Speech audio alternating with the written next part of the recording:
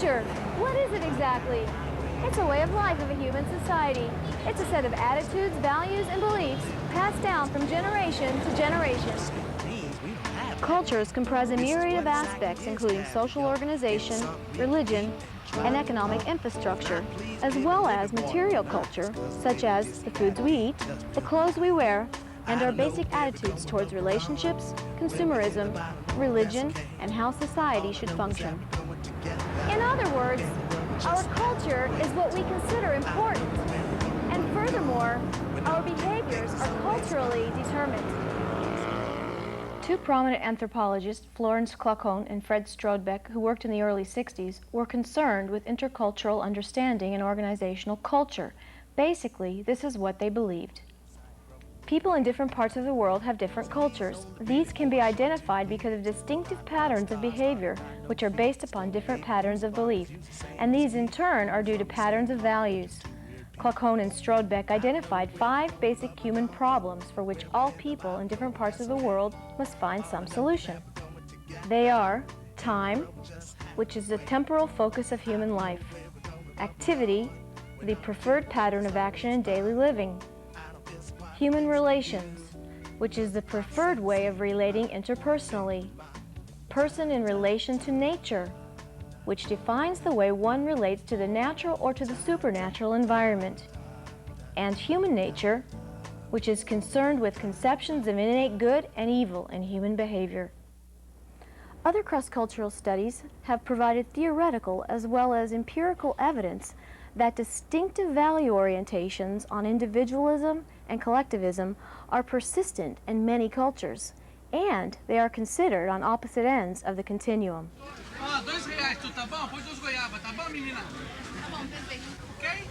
The vast majority of people in our world live in societies whereby the group interest prevails over the individual interest. This type of society is called collectivistic. The minority of people in our world live in societies in which the interests of the individual prevail. This type of society is called individualistic. Individualism and collectivism can explain some of the basic problems concerning communication behavior between cultures. Studies done in 50 countries and 3 regions of the world by cross-cultural researchers such as Gert Hofstede and Harry Triandis found cultural patterns based on these premises. Individualism is a cultural pattern that was found in most northern and western regions of Europe and North America, while collectivism is a cultural pattern common in Asia, Africa, the Middle East, the Pacific Islands, and Central and South America. A worldwide perspective of dominant cultural patterns show that American culture is usually at one end of the spectrum, while many other cultures are at the other end. American culture is usually very individualistic, in contrast to collectivistic cultures such as Brazil. Basically, individualism refers to value tendencies of a culture in emphasizing the importance of individual identity over group identity, individual rights over group rights, and individual needs over group needs. Individualism promotes self-efficiency, individual responsibilities, and personal autonomy. In contrast, collectivism refers to the opposite tendencies of a culture, emphasizing the importance of the we identity over the I, group rights, group needs, and group harmony. Collectivistic cultures also promote relational interdependence and a collaborative spirit. Time, according to cultural anthropologists, is a core system of all cultures, and it plays a prominent role in understanding how a particular culture functions. According to anthropologist Edward T. Hall, societies typically organize time according to one of 2 systems. In the first system, events are scheduled as separate items. In other words, one thing is done at a time. In the second, events overlap, meaning involvement in several things at once. These 2 systems are more commonly known as monochronic time and polychronic time. Typically, monochronic time organization is found in individualistic societies, and polychronic time organization is found in collectivistic societies. Thinking about these models, we can start to understand how individualistic Americans and collectivistic Brazilians can have such different attitudes towards time. The American culture is time is money, so you have to produce. You can't waste time because time is money and you need to be the biggest, we need to be the first on top. So in here in Brazil, they don't feel like this. They tend to talk about, this general time. Yeah, about 8 o'clock, where we tend to want to fill in our agenda and actually go down a list of items and have a very scheduled day. Sim, os americanos eles se preocupam com o tempo. Pela minha experiência, os 2 meses nos Estados Unidos, chega a ser neurótico. From previous experience, I think that people in Turkey and Brazil, up to my present experience here, are relaxed about punctuality because they know that people are always going to make allowances for them. There seems to be more of an open door for magic in Brazil, and just kind of like the beauty and poetry of every day and noticing it, like taking time to notice that. Personally, I find it incredibly frustrating because I like to be on time, I like to start things at a particular time. I don't think they're wrong, and I don't think they're right either. The same for Brazilians. I don't think we're wrong, and I don't think we're right either. Polychronic time, the time system typically found in Brazil, stresses the involvement of people and completion of transactions, rather than adherence to preset schedules. Timekeeping is not taken as seriously, and as a consequence, schedules are often not kept to. The orientation of time is a distinct cultural difference. People just think that they can be a little late. It's not going to be a big problem in your life, and everybody behaves like this. The only concept of time that's become an issue was when I had my cable TV installed and they didn't turn up at all. So they weren't late, they just never appeared. I think there are business expectations where when you set a meeting, you meet the meeting, but it's certainly in social events, parties, weddings, gatherings, dinners.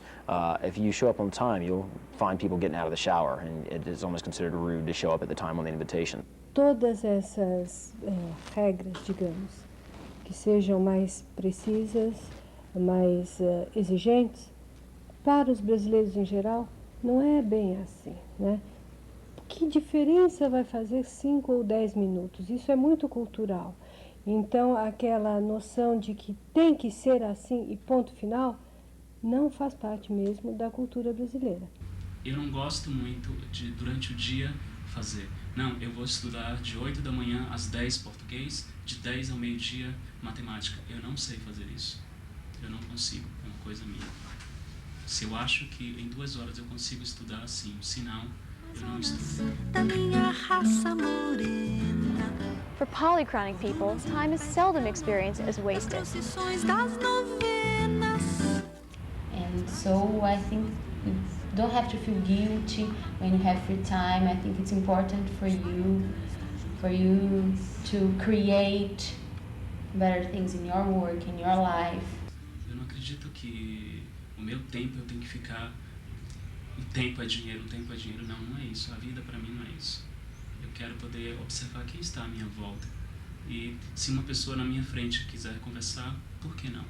Brazilians are more willing to accept the fact that that leisure time is something that is very important for success in life, for just general happiness. And I think that in the United States, and even among my colleagues, sometimes our personal happiness, we're not willing to put that in front of our success and our meeting our responsibilities at work, and how our colleagues and how our superiors view us, and the consequences of not meeting responsibilities. I don't feel I have any reason to feel guilty for not working when I'm not at school, when I'm not at the place where I work. On the contrary, monochronic people, such as those from North American or European cultures, tend to emphasize time through its management. The most abstract temporal orientation is toward the future, a dominant European-American value. It works, and it's one of the things that makes the United States I don't want to call it the most efficient country in the world, but it's pretty darn efficient. And I think that efficiency goes hand in hand with our adherence to time. When I'm planning my work and leisure time, I'm very specific. I would plan it to the minute. When I'm planning work at home, I would write down the times that I'm going to start and finish each activity. We're trained, you know, our culture is very much time and efficient production oriented. You know, scheduling is great, scheduling is good, that's how we live our lives. That's just what you do. God forbid if somebody throws a wrench in your plans, because in the States, largely, if you make plans, most of the time, it works out.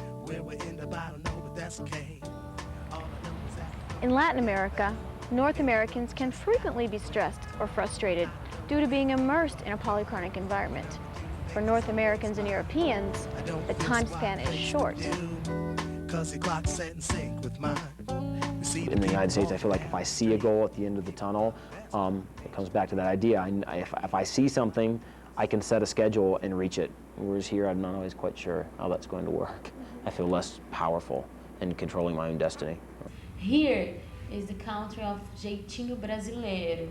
I don't know if you know this expression. So it seems like everything can be changed in the last minute. Oh, if you don't work now, there is no problem because in the end everything goes well and that's okay. You see? So I think that's the mainly difference. O brasileiro, ele, por se prender menos a regras assim, ele consegue, com certa facilidade, refazer ou o seu schedule, ou a sua programação toda, e não se sente tão frustrado de ter havido uma quebra na sua programação. Para o americano, isso é muito mais sério. First of all, they are annoyed with Brazilians because they are a little bit strict with things. And you know the jogo de cintura, be flexible. That's difficult in my point of view. In general, Americans are not flexible regarding to time and engagements. It's difficult for them. And this is the first point. And the second one is because they are very busy people, so they want to be respected. And that's difficult for them to accept this culture. To the North American or foreigner, a polychronic environment seems chaotic and full of confusion. Being on time doesn't bear the same significance, and following through with goals and objectives isn't necessarily the emphasis. For Brazilians, time orientation is of the present moment. Dos paiacãs, dos jurunas, lembro Xangô, Janaína, Tupã-Rorã e Maitabo. In Istanbul, I was directing a lot of plays and musicals and all sorts of things. And it was a constant nightmare because I had people from all different cultures. There were Venezuelans, there were people from the States, people from Britain, people from Turkey. We had about 15 different nationalities of people. And for the first few rehearsals, I would say we're going to start at 3:30. The Americans and the British people would be there 20 past 3. The Venezuelan would stroll in at about 4 o'clock. The Germans were always there, bang on 3:30 or 25 past 3. So it became a little bit of an issue. And I learned very quickly to tell all the Americans and the British one time, and then the other people that were tended to be late a different time, so they would come on time. Strange to say you're late for a party. You're never late. Yeah. As soon as you arrive, that's the time to start the party for you.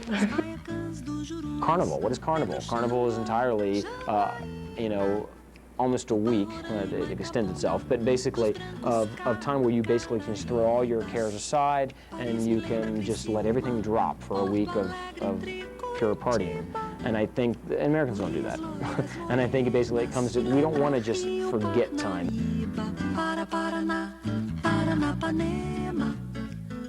The emphasis in a polychronic society is toward people and the relationship itself. So for example, breaking or changing an appointment isn't considered as rude. Americans find it important to keep on schedule, while a Brazilian's goal is harmony and consensus over achieving that goal. When you are in a meeting and you have to discuss 5 points in your schedule, and the third, for example, the third one is very important. In an American group, we have to finish and to go to the 4th and 5th. In a Brazilian meeting in general, we stay in the third and we go deeply, and we talk much more about feelings or about problems. You know, we are not so pragmatical as Americans used to be. I think Brazilians are less concerned with efficiency of production and work, and I think it has to do with economic factors as well, just values in the culture. I think Brazilians value friendships, personal interactions. I think that time is not is important. I think it's the quality of the time versus maybe the quantity of the time, or getting the things done. I mean, you spend so much time when you walk into a room with Brazilians, initial greetings, you know, and you wouldn't do that in the States, and Brazilians would find that cold, whereas Americans might want to go into a meeting and immediately start. They don't want to pass around the cookies and coffee and milk and say, how are the kids? They want to get to the business, and there are benefits of both. In general, I think that people here are much more, they tolerate that a lot more. People are just used to it. Okay, I was late because I got all the traffic, or my mom was sick, and that's okay, and people don't complain so much about that. Personally, I think that if you're late for work, it's completely inexcusable. If you are late for an engagement, then it depends who you're meeting on how they're going to react. I think it's very connected to how much I work and how good I work. That's why I tend to not feel guilty all the time, but tend to go to work and do a lot of work. These behaviors towards time are also a key consideration in interpersonal relationships between cultures, and it is what anthropologists call interpersonal synchronization, what Edward T. Hall called the hidden dimension of intercultural communication. For collectivists in polychronic societies, nonverbal rhythm, although intangible and abstract, is an essential aspect of interaction. In some cultures, people move slowly, and in others, people are more energetic. When two such cultures meet, they are more likely to have difficulty communicating because they are out of sync with their time. Cause the clock's set in sync with mine. You see the people walking down the street. People are the best part of nature to me. Eu sou de Salvador e a cultura lá é muito diferente daqui de São Paulo. As pessoas aqui se preocupam mais com isso. Em Salvador as pessoas são mais relaxadas. I know that in the north or in the northwest of the country, they are very relaxed. And that's different from them and from the Paulistas. When Paulistas, the people from São Paulo, go to Bahia, for instance, it's chaos. We don't accept the rhythm and the time so lento, devagar, slow. I have some problems with my boss. Many problems, because I'm always late in the mornings. 20 minutes, okay. And he can't stand it. He can't stand it. But I never leave the job until I finish what I have to do. So 1 hour late, later than I was supposed to do. Okay, that's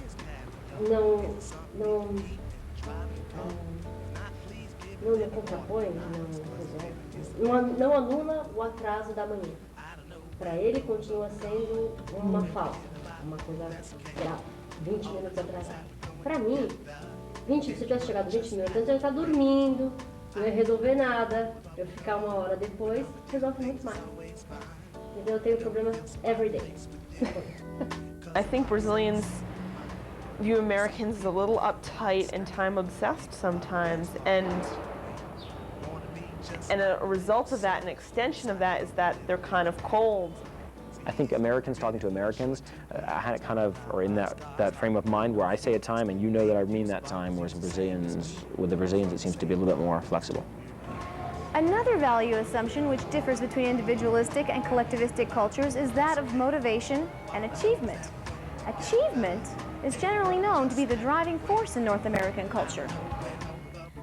A person's identity is determined largely by his or her accomplishments. For that reason, many North Americans are motivated by the effectiveness of their time, and they relate well to what is measurable. Many North Americans and some Europeans sense a restlessness, and they have this recurrent need to prove themselves and attain a sense of identity through their accomplishments, because for them, achievement is measured within the individual. I have made plans for my future in the past, which I've achieved. And I think this, I mean, it's problematic, linear thinking, and you know, this kind of planning that is rigid.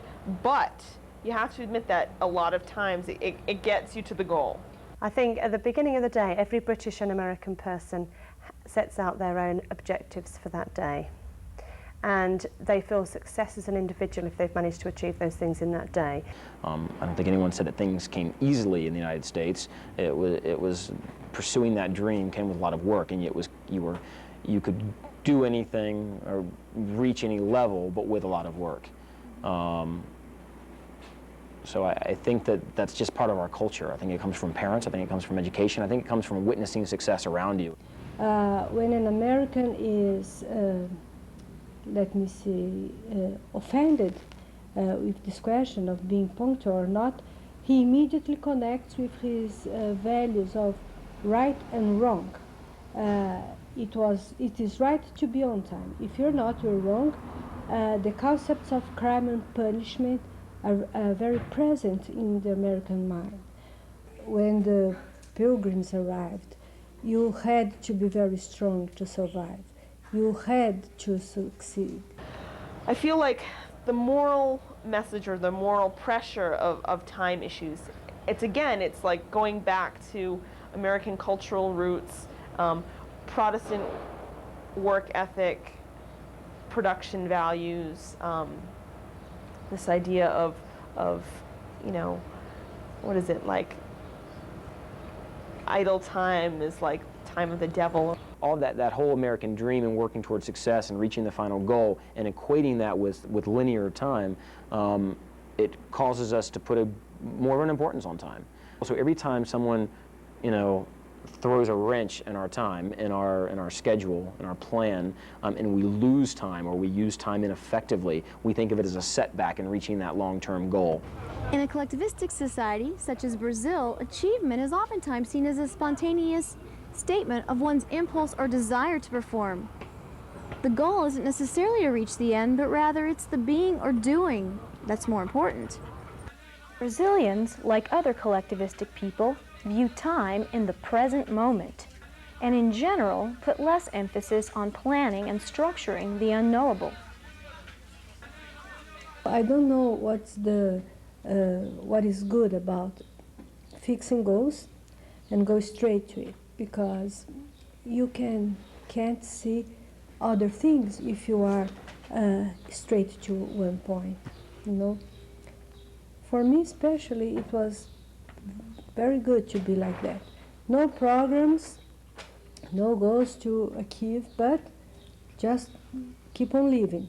I'm graduating this year, and I don't have any plans for the next year, because when I got into college, I knew that I would spend 3 years, 4 years studying, and that was my plan for the future. Now, I'd like to have some plans, but my plans for next year depends on how this year will end, how my play is going to work, when I'm going to be on the stage, and how long I will be. So everything is so, I don't know. Quando eu penso no meu futuro, eu penso na verdade, no objetivo, não no tempo. Eu acho que tem a hora certa que vem cada coisa na vida da gente. Monochronic time is most often imposed and culturally learned. It is also integrated into one's culture so much so that it is assumed to be natural and logical by a monochronic time-oriented person. However, it is not inherent, and not all people from monochronic time cultures fall into this category. I'm so un-American, I think, in the forethought that I put into the long-distance future. I get yelled at all the time by my sister. She talks, she brings out all the spreadsheets about, every year you wait to start investing, you're losing this and this. I know that I need to invest. I know that I need to plan things well in advance and think about my future, but I so much live for the day. Long-term planning for my future is pretty much up in the air.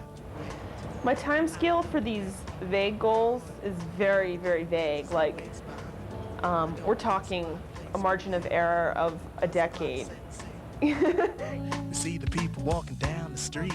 People are the best part of nature to me. And likewise for polychronic time-oriented people. Polychronic behaviors are learned, not an absolute.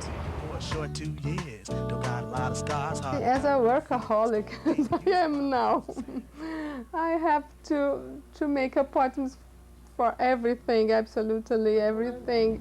É porque tem duas pessoas para atender 100. É uma incompetência. Então isso irrita muito. Não gosto de fila. É porque tem. Em todos os lugares tem fila. Tem fila no banco, tem fila no cinema. Mas odeia fila, na verdade. Eu, porque particularmente eu não gosto de esperar, por isso que eu não gosto também de deixar as outras pessoas esperando.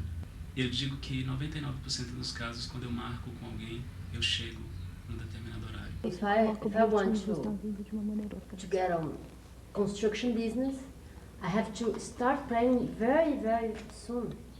I have to save some money and start building, drawing people for that. So it needs a plan to get real.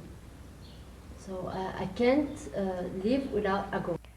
What is probably more accurate is that all cultures with advanced technologies seem to incorporate both monochronic and polychronic time behaviors into their societal paradigms. And just as time is sometimes relative, so are cultural behaviors. What we really need to consider is that all societies have their cultural norms, but individuals within societies behave according to their own beliefs and values.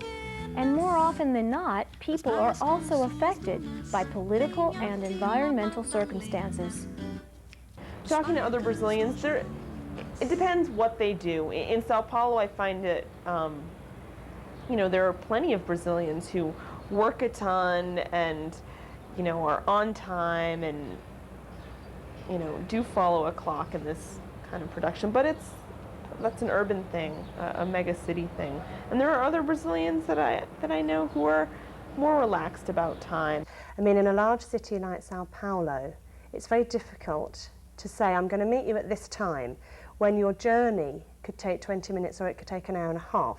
Planning the future, it's very, very interesting to talk about, because we Brazilian, as we don't have a very good social and financial structure, we are not used to plan the future. That's very interesting, comparing to British people or German or American. We don't know about our vacation or our next vacation. I have friends in Britain that know what will they do next January and next July and the other January 2003, etc. Here, that's a nightmare. It's impossible. So we are used to live day by day. In Brazil, it's not that bad because it's not your fault if you're a loser. It's not just your fault.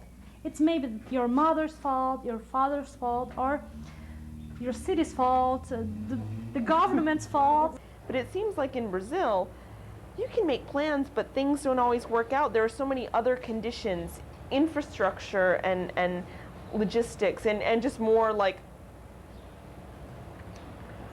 macro features of the country, the uncertainty of the economy and, poverty and the way things work in developing countries or not. And just that uncertainty brings a more relaxed attitude towards time, whereas like the certainty and the efficiency and the neatness of everything in the States, how things work in the States, you know, you can follow a schedule. What happens when people from monochronic and polychronic time-oriented cultures become engaged in each other's synchrony and rhythm? Intercultural researchers call this entrainment, and this comes from a willingness to understand and to develop empathy for people from other cultures. I would not be as late with my American friends and with my Brazilian friends. When I'm working with people that are not punctual, I tend to also slacken. You have to open your own boundaries and realize that this is the expectations of that person. I've lived, you know, quite a bit of time, quite a bit of my life in the United States, and where time is a very valued concept. I mean, it's something that's important in the American lifestyle. So it's important to keep time. It's important, you know, to pay attention to how time is spent. Within our own cultural groups, we speak the same language, we share similar nonverbal rhythms, and we are more able to interact in sync with one another. However, what happens when we meet someone outside our culture? What assumptions do we make about deep-level cultural values, such as how people orient themselves to this abstract system we call time? So, então, o que é tempo para você? How do you relate to time? Not time! Time is gold now in my life. Time is there to be enjoyed and spent. Time for me lately has been moments and noticing those moments. How much happiness, I would say, you can get out of time. Só o tempo pode dizer. Agora pra mim o tempo é nada. Don't hurry the river, it flows by itself. Time is enjoy people. Yeah. Mudança, like a butterfly. Time is ever fleeting. Time is slavery. Time gets wasted, yeah. Time should be cherished and pleasurable. Time is precious. Time waits for no one, it just passes you by. Time as we treat it today is an invention of the 19th century, I think. It didn't exist during the Middle Ages, so it was a seasonal thing. Eu acho que aprendi muito dos brasileiros. Eu aprendi principalmente que o tempo para mim é muito mais espontâneo. Time is life and must be enjoyed the best you can. Lembro Xangô, Janaína, Tupã, Roraima, Itabuna, dos brancos Caraíbas. Paris me lembra Criciúma,